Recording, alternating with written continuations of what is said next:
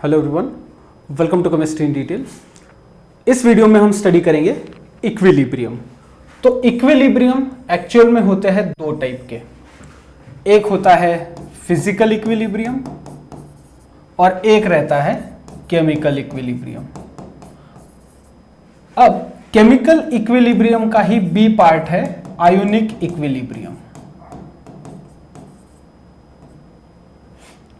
इसी का B part ionic equilibrium.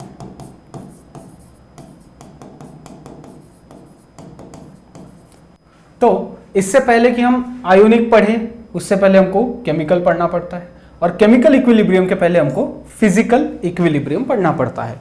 तो डायरेक्टली स्टार्ट करेंगे। Physical equilibrium arises in physical change, या फिर फिजिकल चेंज को हम बोलते हैं physical process.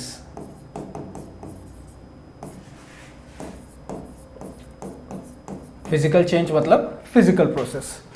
Similarly chemical equilibrium arises इन केमिकल प्रोसेस, मतलब ही chemical reaction.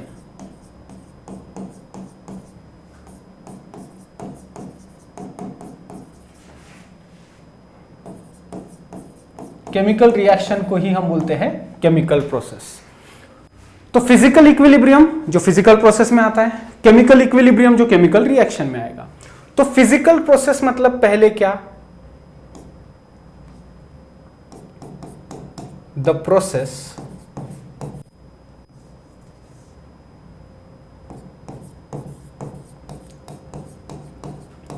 Where the chemical formula, chemical formula मतलब chemical composition, chemical formula does not change.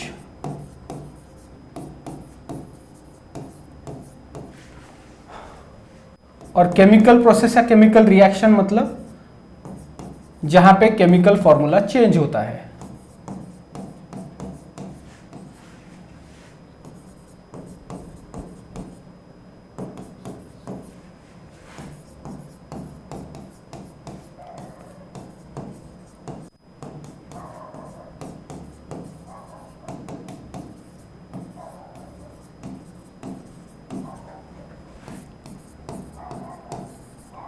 Physical process में chemical formula change नहीं होता, केमिकल प्रोसेस में केमिकल फॉर्मूला चेंज होता है। Example के तौर पे केमिकल चेंज हम किसको बोलेंगे, the conversion of milk to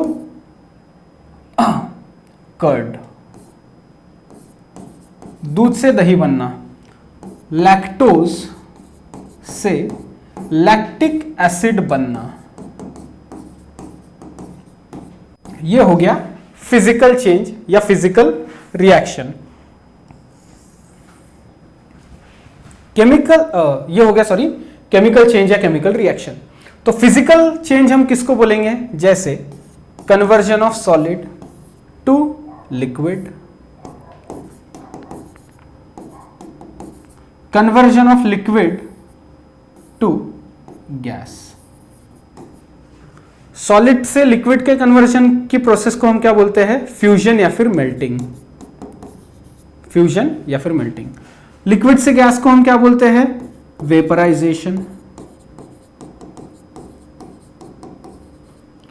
अब उल्टा आता है सर, और सॉलिड से डायरेक्टली अगर गैस बनती है तो उस प्रोसेस को हम बोलते हैं सब्लिमेशन। अब उल्टाओ, गैस से लिक्विड के कन्वर्जन को हम बोलते हैं कंडेंसेशन। लिक्विड से सॉलिड के कन्वर्जन को बोलते हैं हम फ्रीजिंग। फ्रीजिंग या फिर सॉलिडिफिकेशन भी बोलते हैं। गैस के कन्वर्जन को directly into solid, the conversion of gas directly into solid, it is called as deposition. इसका एग्जांपल, सॉलिड में अगर हम आइस लेते हैं तो लिक्विड अवस्था में वो हो जाता है वाटर, और गैसियस अवस्था में वो हो जाता है वाटर वेपर। तो पानी सॉलिड अवस्था में रहे, लिक्विड अवस्था में रहे, या गैस की अवस्था में रहे, तीनों भी कंडीशन में उसका केमिकल फॉर्मूला सेम है। केमिकल फॉर्मूला है उसका H2O, बर्फ H2O, पानी H2O, भाप H2O, सिर्फ फिजिकल अवस्था चेंज है। तो दो टाइप के इक्विलिब्रियम होते हैं, physical equilibrium, chemical equilibrium. Physical equilibrium arise in physical process, chemical equilibrium arise in chemical reaction. तो व्हाट इज इक्विलिब्रियम देन? तो the state where the measurable properties such as colour, density, concentration does not change with respect to time. समय अंतराल के साथ जहां पे गिनने वाली जो चीजें हैं, फिजिकल क्वांटिटीज, गिनने वाली चीजें जो है समय अंतराल के साथ नहीं बदलती, उस अवस्था को हम कहते हैं इक्विलिब्रियम की अवस्था। तो फिजिकल प्रोसेस का इक्विलिब्रियम अगली स्लाइड में पहले देखेंगे। फिजिकल इक्विलिब्रियम समझ गया, तुरंत हम केमिकल इक्विलिब्रियम स्टार्ट कर देंगे। तो पहले आप इस स्लाइड को सेव कर लीजिए। हो गया?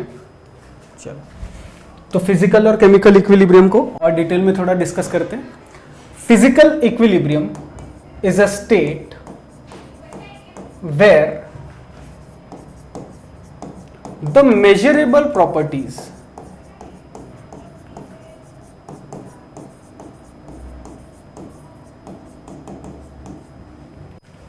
of the system such as measurable properties मतलब ऐसी प्रॉपर्टीज जिनको हम गिन सकते हैं, वजन गिन सकते हैं, वॉल्यूम गिन सकते हैं, वैसे टाइप का। such as density, colour, pressure, concentration does not change with respect to time।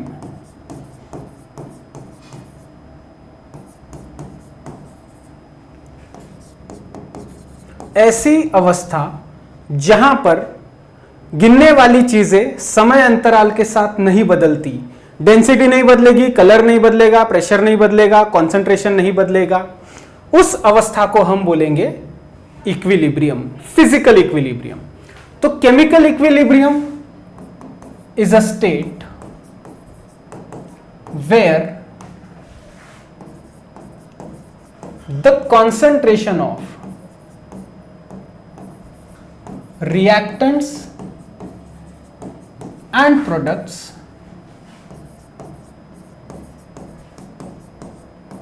does not change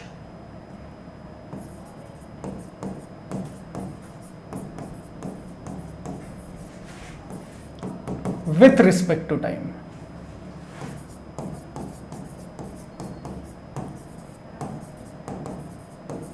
okay, अब फिजिकल इक्विलिब्रियम का एक एग्जांपल समझने के लिए, फिजिकल इक्विलिब्रियम तीन तरीके के रहते हैं, solid liquid equilibrium, liquid gas equilibrium, solid gas equilibrium.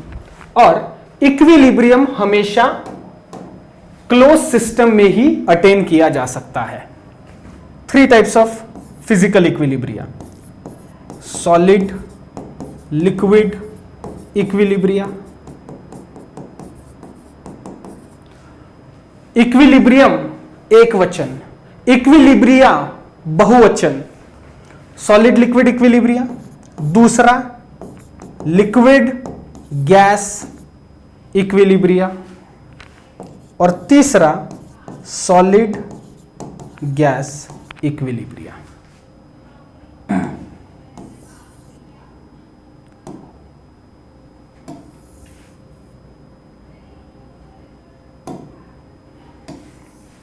तीन तरीके के इक्विलिब्रियम रहते हैं physical equilibrium, solid liquid, liquid gas, solid gas equilibrium. और केमिकल इक्विलिब्रियम वही, जनरली कंसिडर कीजिए एक chemical reaction, A plus B gives C plus D. Chemical reaction में क्या होता है, A और B कन्वर्ट हो जाते हैं सी और डी में। एरो के पहले लिखने वाले रिएक्टेंट्स, एरो के बाद में लिखे जाने वाले प्रोडक्ट्स। इक्विलिब्रियम में हम ये रिवर्सिबल एरो का इस्तेमाल करते हैं, ये ऐसा, ये रिप्रेजेंट करता है कि इक्विलिब्रियम की अवस्था आ चुकी है। मान लीजिए शुरुआत में हमने लिए A 100 और B भी हमने लिए 100, तो जनरल केमिकल रिएक्शन में क्या होता है, रिएक्शन शुरू होने की है, मान लीजिए रिएक्शन शुरू होने की, A लिए 100 B लिए 100, रिएक्शन शुरू होने की है मतलब प्रोडक्ट अभी बनने के हैं, प्रोडक्ट रहेंगे 0। थोड़ी देर के बाद ये 100 के हो जाएंगे 90, ये 100 के हो जाएंगे 90, तो प्रोडक्ट कितने बनेंगे 10 10। फिर ये 90 के बन जाएंगे 80, ये 90 के बन जाएंगे 80, तो रिएक्टेंट्स 100 से आए 80 पे, तो प्रोडक्ट्स 0 से जाएंगे 20 पे। फाइनली क्या होगा, रिएक्टेंट्स की संख्या हो जाएगी 0 और प्रोडक्ट्स की संख्या हो जाएगी 100। यही होता है किसी भी केमिकल रिएक्शन में, रिएक्टेंट्स की संख्या कम कम होते जाती है, प्रोडक्ट्स की संख्या बढ़ते चली जाती है। तो वैसे आपने बचपन में पढ़ा होगा कि केमिकल चेंज इज इरिवर्सिबल, और रिएक्टेंट्स जहां 100% से 0 हो जाते हैं, प्रोडक्ट्स 0 से 100% हो जाते हैं, ऐसे रिएक्शंस हम स्टडी करते हैं 12th स्टैंडर्ड के लेसन में, जिसका नाम है केमिकल काइनेटिक्स। केमिकल काइनेटिक्स, इस लेसन में हम जो 100% रिएक्शंस कंप्लीट होती है, जहां पे रिएक्टेंट 0 हो जाएंगे और प्रोडक्ट्स 100 हो जाएंगे, इरिवर्सिबल रिएक्शंस, जहां पे एक बार रिएक्टेंट्स के प्रोडक्ट बन गए, अब वो दोबारा टूट के दोबारा रिएक्टेंट्स में कन्वर्ट नहीं होंगे, ऐसी रिएक्शंस हम स्टडी करते हैं केमिकल काइनेटिक्स में, जो 100% कंप्लीट होती है। और जो रिएक्शन 100% कंप्लीट नहीं होती, आधी अधूरी रिएक्शंस को हम स्टडी करते हैं केमिकल इक्विलिब्रियम, मतलब इस लेसन में। तो शुरुआत में A लिए थे 100, B लिए थे 100, प्रोडक्ट बनने के थे। जब इक्विलिब्रियम की अवस्था आ गई तो ये 100 के बचे 40, 100 के बचे 40, मतलब ये कितने बन गए होंगे 60। अब रिएक्शन इक्विलिब्रियम अवस्था में आ गई, रिएक्टेंट्स की संख्या है 40, प्रोडक्ट्स की संख्या है 60। आधा घंटा हो गया, इनकी संख्या उतनी ही है। 1 घंटा हो गया, इनकी संख्या इतनी ही है, उनकी संख्या उतनी ही है। 2 घंटे हो गए, रिएक्टेंट्स की संख्या इतनी ही है, प्रोडक्ट्स की संख्या इतनी ही है। ना इनकी संख्या कम हो रही है ना बढ़ रही है। सिमिलरली ना उनकी संख्या बढ़ रही है ना उनकी संख्या कम हो रही है। इसका मतलब इक्विलिब्रियम की अवस्था आ चुकी है, केमिकल इक्विलिब्रियम की अवस्था आ चुकी है। यही हम स्टडी करते हैं केमिकल इक्विलिब्रियम में, कि कौन सी रिएक्शन किस हद तक जा सकती है, जो 100% कंप्लीट होती है केमिकल काइनेटिक्स में, और आधी अधूरी रिएक्शंस इक्विलिब्रियम में। तो इक्विलिब्रियम मैंने यहां पर 40-60 का लिखा है, 40-60 क्यों? 30-70 का नहीं हो सकता? हो सकता है। इक्विलिब्रियम 20-80 का नहीं हो सकता? 20-80 का नहीं हो सकता? हो सकता है। रिएक्टेंट्स की संख्या 80, प्रोडक्ट्स की संख्या 20, ऐसा इक्विलिब्रियम नहीं आ सकता? आ सकता है। तो किस हद तक कौन सी रिएक्शन जाती है, यह हम इसी लेसन में पढ़ते हैं, और उस टर्म को हम बोलते हैं इक्विलिब्रियम कांस्टेंट, जो भी आएगा बाद में। अभी के लिए सिर्फ इतना कि मान लीजिए रिएक्शन इस अवस्था में पहुंच गई, यह इक्विलिब्रियम की अवस्था है। इनिशियल कॉन्सेंट्रेशन, इनिशियली शुरुआत में हमने ये इतना लिया था। इक्विलिब्रियम की अवस्था जब आ गई तब क्या हुआ?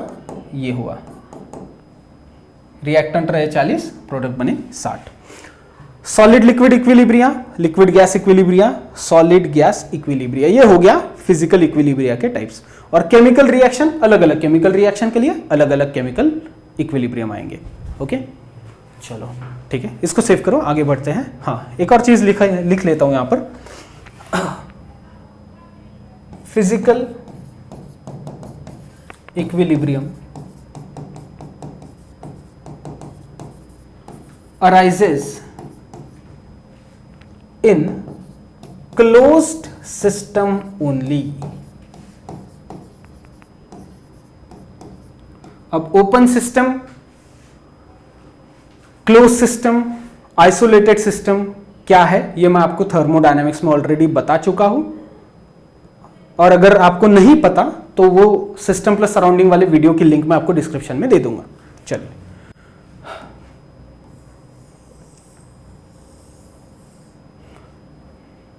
तो अगर फिजिकल इक्विलिब्रियम क्लोज सिस्टम में बनता है तो केमिकल इक्विलिब्रियम ओपन सिस्टम में बनता होगा क्या? नहीं, केमिकल इक्विलिब्रियम भी क्लोज सिस्टम में ही बनता है।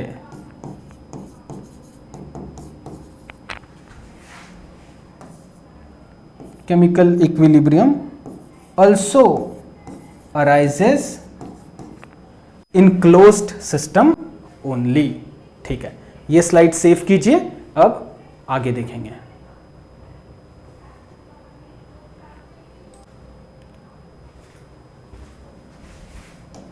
अब आगे देखते हैं इक्विलिब्रियम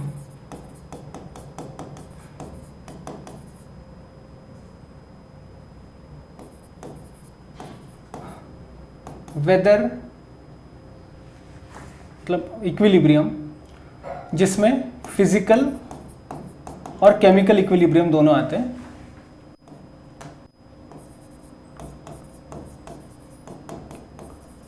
और आयोनिक, क्योंकि तीन टाइप के इक्विलिब्रियम है, पता है ना। इक्विलिब्रियम चाहे फिर वो फिजिकल रहे, केमिकल रहे या आयोनिक रहे, is dynamic in nature.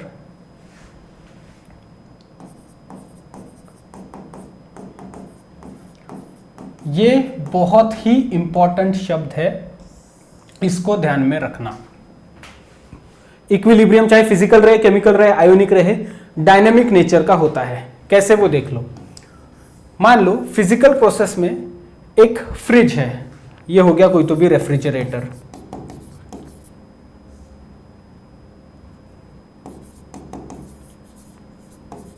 Refrigerator मान लो, पूरा एक फ्रिज है, रेफ्रिजरेटर है, जिसमें एकदम ठंडा पानी और बर्फ रखी हुई है। 60% है आइस, 60% आइस, और 40% है एकदम चिल्ड वाटर। और उस रेफ्रिजरेटर का या फ्रिज का टेम्परेचर हमने मेंटेन किया है। ऐसी कंडीशन में उसे रखा है, क्लोज सिस्टम है, ऐसी कंडीशन में रखा है कि 60% आइस है, 40% चिल्ड वाटर, एकदम ठंडा पानी है। तो आपको पता है ये रेशियो चेंज नहीं होता जब ये इक्विलिब्रियम में रहता है। 40 अगर वाटर है और 60 अगर उसमें आइस के मॉलिक्यूल्स है। तो डायनामिक नेचर का मतलब ये कि भले ही वो रेशियो फिक्स है 40-60, अब जब भी मैं नंबर्स में बात करूंगा तो समझ जाना मैं परसेंटेज में बात कर रहा हूं। जैसे 40% को मैंने क्या लिखा 40, 60% को क्या लिखा 60। तो 5 मॉलिक्यूल अगर वाटर से आइस की अवस्था में जाएंगे, ठंडे पानी से बर्फ बन गए, कितने 5 मॉलिक्यूल, तो उसी समय पे बर्फ के दूसरे 5 मॉलिक्यूल दोबारा ठंडे पानी की अवस्था में जाएंगे। यहां से 5 मॉलिक्यूल उधर, तो उधर के दूसरे 5 molecule at the same time इधर, और रेशियो मेंटेन रखेंगे। ये 40 तो 40, वो 60 तो 60। तो what is dynamic nature? Dynamic nature मतलब आपस में इंटर कन्वर्जन शुरू रहता है। भले ही रेशियो फिक्स है लेकिन आपस में इंटर कन्वर्जन शुरू है। 5 मॉलिक्यूल अगर ठंडे पानी से बर्फ बनेंगे तो बर्फ के दूसरे 5 मॉलिक्यूल बर्फ की अवस्था से ठंडे पानी में जाएंगे। यह हो गया डायनामिक नेचर। अब केमिकल प्रोसेस में देख लेते हैं। एक बॉक्स है जिसमें हम एक रिएक्शन कैरी आउट करते हैं। नाइट्रोजन प्लस थ्राइस हाइड्रोजन, यह हमें देता है product twice NH3। Hydrogen gas की अवस्था में, नाइट्रोजन गैस की अवस्था में और बनने वाला अमोनिया गैस की अवस्था में, reactants as well as product यहां पर गैस की अवस्था में है। ये एक सिस्टम हो गया। और अब हमने दूसरा बॉक्स लिया है, दूसरा कंटेनर लिया है, जिसमें हमने दोबारा नाइट्रोजन लिया है। यहां हाइड्रोजन लिया है पहले बक्से में, यहां हम लेंगे ड्यूटेरियम थ्राइस D2। हाइड्रोजन का एक आइसोटोप होता है जिसको हम बोलते हैं ड्यूटेरियम। हाइड्रोजन प्रोटॉन की संख्या 1, न्यूट्रॉन की संख्या 0। हाइड्रोजन। ड्यूटेरियम प्रोटॉन की संख्या 1, न्यूट्रॉन की संख्या 1, 1 + 1 2। ट्रिटियम प्रोटॉन की संख्या 1, न्यूट्रॉन की संख्या 2, 2 + 1 3। ये भी हाइड्रोजन है, ये भी हाइड्रोजन है, ये भी हाइड्रोजन है। Hydrogen, deuterium, tritium. हमने H2 नहीं लिया, हमने D2 लिया है। हाइड्रोजन का isotope. What are isotopes? Atoms having same atomic number but different atomic mass number. Proton की संख्या सेम, प्रोटॉन प्लस न्यूट्रॉन की संख्या अलग, मतलब आइसोटोप्स एक दूसरे के। Nitrogen plus hydrogen ammonia, nitrogen plus deuterium deuterated ammonia ND3। यहां ट्वाइस NH3 बना, यहां ट्वाइस ND3 बना। ये दो अलग अलग बक्सों में हमने रिएक्शन कैरी आउट की। पहले हमने ये रिएक्शन कैरी आउट की एक बक्से में, ये इक्विलिब्रियम में आ गया, ये भी इक्विलिब्रियम में आ गया। अब ये सही में डायनामिक नेचर के है या नहीं, ये पता करने के लिए हम इन दोनों को मिक्स कर देंगे यहां इस तरीके से।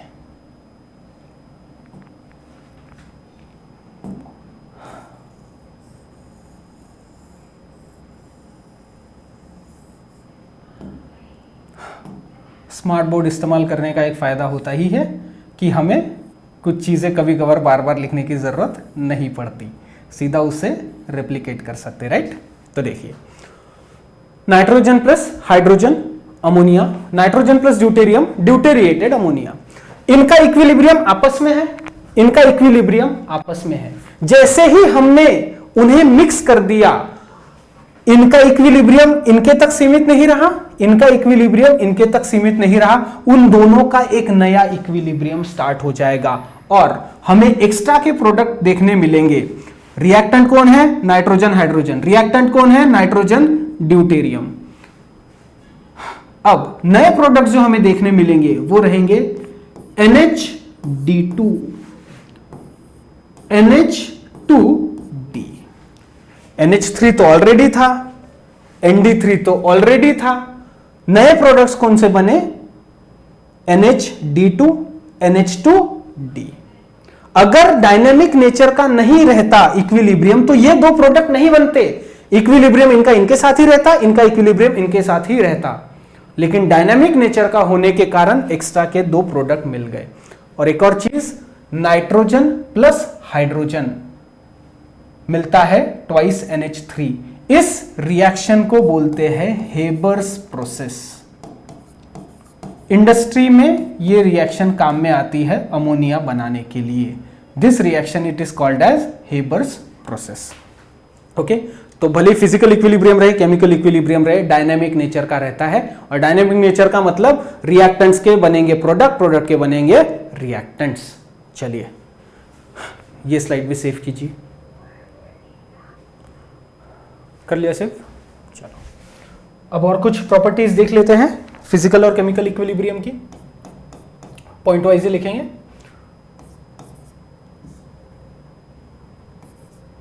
Equilibrium can be achieved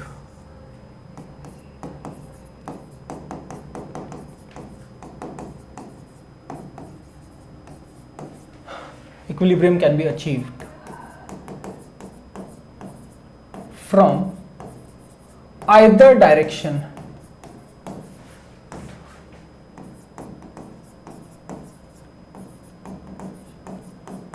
अब इसका मतलब क्या होता है? इसका मतलब ये होता है, देखो, जैसे एक बॉक्स में हमने लिया नाइट्रोजन, हमने लिया हाइड्रोजन, गैसियस अवस्था में रहते हैं दोनों के दोनों। तो इक्विलिब्रियम आएगा इस तरीके से जो इससे पहले बनाया, 2NH3 गैस की अवस्था में। अब वही हमने एक दूसरा कंटेनर लिया, एक दूसरा बक्सा लिया, यहां पे रिएक्टेंट्स पहले बक्से में थे नाइट्रोजन हाइड्रोजन, प्रोडक्ट था अमोनिया।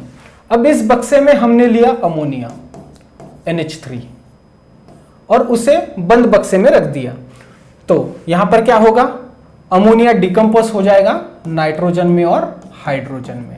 ऑब्वियस सी बात है, रिएक्टेंट्स और प्रोडक्ट्स की अवस्था क्या रहेगी, गैसियस अवस्था।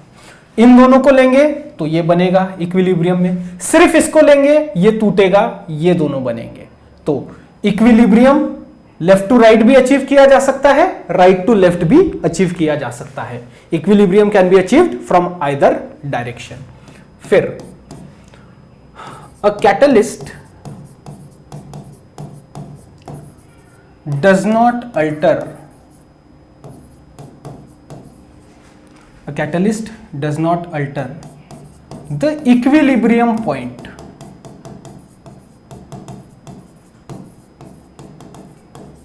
of a chemical reaction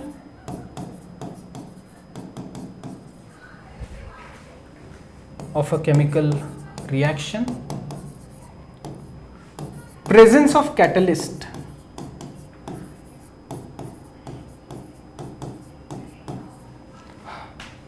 only helps in attaining the equilibrium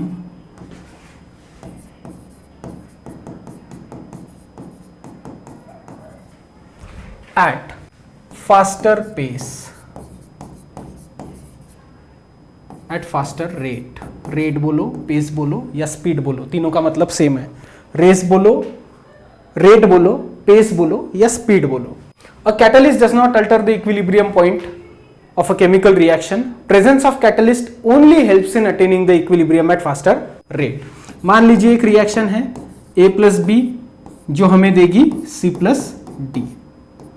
अब इनिशियल कंडीशन में क्या होता है, इनिशियल कंडीशन में अगर हम ये लेते हैं 100, ये लेते हैं 100, रिएक्शन शुरू होने की है। इनिशियल कंडीशन मतलब रिएक्शन शुरू होने की है, मतलब प्रोडक्ट बनने के हैं, प्रोडक्ट्स की क्वांटिटी 0। अब इक्विलिब्रियम आ गया 40-40। अब ये 100 में से 40 बचे, 100 में से 40 बचे, इसका मतलब ये कितने बन गए, 60-60, राइट। अब equilibrium without catalyst, without catalyst. Catalyst मतलब जो रिएक्शन की स्पीड बढ़ाता है। अब रिएक्शन की स्पीड बढ़ाने वाला नहीं है। विदाउट कैटलिस्ट इक्विलिब्रियम आया है मान लो 1 घंटे में, कितने, 1 आवर। विदाउट कैटलिस्ट इक्विलिब्रियम आया है 1 घंटे में। विथ कैटलिस्ट क्या होता है, विथ कैटलिस्ट, विथ कैटलिस्ट भी इक्विलिब्रियम पॉइंट वही रहेगा, 100 में से 40, 100 में से 40, तो ये प्रोडक्ट्स 60-60। लेकिन जो इक्विलिब्रियम पहले बिना कैटलिस्ट के 1 घंटे में आ रहा था, अब वही इक्विलिब्रियम कैटलिस्ट के प्रेजेंस में मान लो 10 मिनट में आ गया है। बस यही असर होता है इक्विलिब्रियम पे अगर कैटलिस्ट होता है तो। कैटलिस्ट मतलब जो रिएक्शन करवाता है, जैसे वो सॉलिड हो सकता है, लिक्विड हो सकता है, गैस हो सकता है, ये हम केमिकल काइनेटिक्स में पढ़ेंगे। मान लीजिए अगर ये कैटलिस्ट है तो क्या होता है, रिएक्टेंट्स इसके सरफेस पे चिपकते हैं, सरफेस मतलब जिसको मैं हाथ लगा सकता हूं, रिएक्टेंट्स इसके सरफेस पे चिपकते हैं, प्रोडक्ट बनके बाहर निकलते हैं, रिएक्टेंट्स चिपकते हैं, प्रोडक्ट बनके बाहर निकलते हैं। तो बिना कैटलिस्ट इक्विलिब्रियम अगर आया 1 घंटे में, तो विथ कैटलिस्ट इक्विलिब्रियम आएगा 10 मिनट में। लेकिन इक्विलिब्रियम पॉइंट बदला क्या, 40-60 का इक्विलिब्रियम था तो वो 20-80 का इक्विलिब्रियम बना क्या, नहीं। 10-90 का इक्विलिब्रियम बना क्या, नहीं। 80-20 का इक्विलिब्रियम बना क्या, नहीं। इक्विलिब्रियम वही है 40-60, लेकिन जो पहले 1 घंटे में आ रहा था अब वो 10 मिनट में आ जाएगा। यही असर होता है कैटलिस्ट का। Catalyst does not alter the equilibrium point. और एक और चीज, जब इक्विलिब्रियम आ जाता है at equilibrium, the opposite processes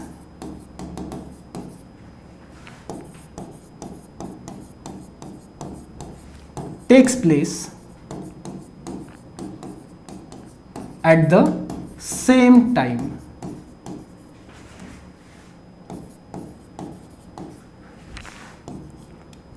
At the same rate. At equilibrium, the opposite processes takes place at the same rate. मतलब वही डायनेमिक नेचर से होता है। जैसे मान लो एक कंटेनर है जिसमें वाटर का कन्वर्जन हो रहा है वाटर वेपर में। इसका मतलब क्या हो रहा है, हमने एक कंटेनर लिया, एक मेटल का बक्सा लिया, उसमें पानी डाल दिया, उस पर ढक्कन लगा दिया, एकदम टाइट ढक्कन लगा दिया, और पानी को अगर हमने गर्म किया, उबालना शुरू कर दिया, तो पानी का क्या बनेगा, वेपर। लेकिन जब इक्विलिब्रियम की अवस्था आ जाएगी तो जितने मॉलिक्यूल्स पानी से भाप की अवस्था में जाएंगे उतने ही मॉलिक्यूल्स भाप से वापस पानी की अवस्था में आएंगे। शुरुआत में क्या होगा, शुरुआत में फॉरवर्ड प्रोसेस ज्यादा होगी। जब हमने पानी को गर्म करना शुरू कर दिया तो क्या होगा, पहले कुछ मॉलिक्यूल्स वेपर में जाएंगे, वेपर तो वापस से कंडेंस नहीं होगा शुरुआत में, पहले कुछ मॉलिक्यूल वेपर में जाएंगे, फिर और कुछ मॉलिक्यूल वेपर में जाएंगे, फिर और ढेर सारे मॉलिक्यूल वेपर में जाएंगे। एक अवस्था ऐसी आएगी जिसको हम बोलेंगे इक्विलिब्रियम की अवस्था। अगर 10 पानी के मॉलिक्यूल वेपर बन रहे हैं तो दूसरे 10 वेपर के मॉलिक्यूल पानी बन जाएंगे। तो इस कन्वर्जन का नाम क्या है, वाटर टू वेपर के कन्वर्जन को हम क्या बोलते हैं, वेपराइजेशन। और वेपर के कन्वर्जन को, वेपर का कन्वर्जन वाटर में, उस कन्वर्जन को हम बोलते हैं कंडेंसेशन। तो at equilibrium rate of vaporisation is equals to rate of condensation. At equilibrium the number of molecules undergoing from water to vapour is same to that of those molecules which are undergoing change from vapour state to water state, right. जितने speed से vaporisation होगा उतनी ही speed से condensation होगा। या आप अपने घर में भी ऑब्जर्व कर सकते हैं, अगर आप गैस पर पानी उबालने के लिए रखते हैं और उसको ढक्कन लगा देते हैं तो देखना शुरुआत में ज्यादा मॉलिक्यूल्स लिक्विड से वेपर अवस्था में जाएंगे, लेकिन जब आप ढक्कन उठा के देखेंगे तो देखना वहां पे आपको ऊपर ढक्कन के ऊपर क्या, पानी की बूंदें मिलेंगी, और वो पानी की बूंदें कहां गिरती है, नीचे। तो यही यहां पे हमें समझने की जरूरत थी। ओके, इसको भी सेव करो। चलो,